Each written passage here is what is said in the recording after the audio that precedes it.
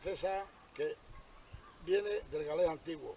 Cron, arco o curva, y le, piedra. Lo que viene a decir círculo o arco de piedra. En español no hay palabra que lo defina. Sin embargo, nos queda así. La palabra es jarrespi, que significa círculo de piedra. Bien, pues estos monumentos megalíticos que estamos ahora mismo dentro de uno, al oeste del Ganchal de Chinchillano, que está allí enfrente, que luego veremos el altar rupestre que se halla allí, con menhires o piedras irregulares clavadas en el suelo, adoptando una forma circular o elíptica, cercando un terreno que, según estudios, estos círculos de piedra o recintos sagrados tenían carácter funerario, que muchas veces albergaba una pequeña cámara funeraria hecha de piedras pequeñas, cistas. Estas cámaras funerarias recibían las cenizas de los difuntos en vasijas de barro o urna. Y estos círculos de piedra o recintos sagrados separan el mundo de los vivos al de los muertos.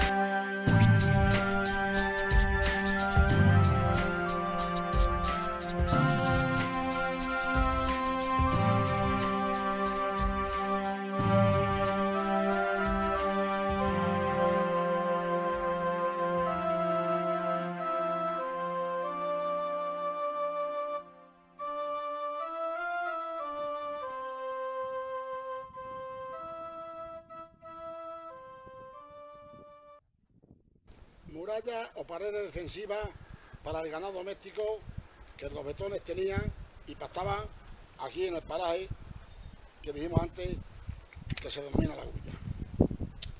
Aquí en la comarca de La Vera, por su situación geográfica, fauna y flora, el ganado más adecuado y que mejor se adaptaba a dicho terreno es el cabrío y el porcino, entre otros. Pues los cerdos y las cabras son los animales domésticos que los vetones tenían en este asentamiento, mayormente. También tenía algún que otro caballo y vaca.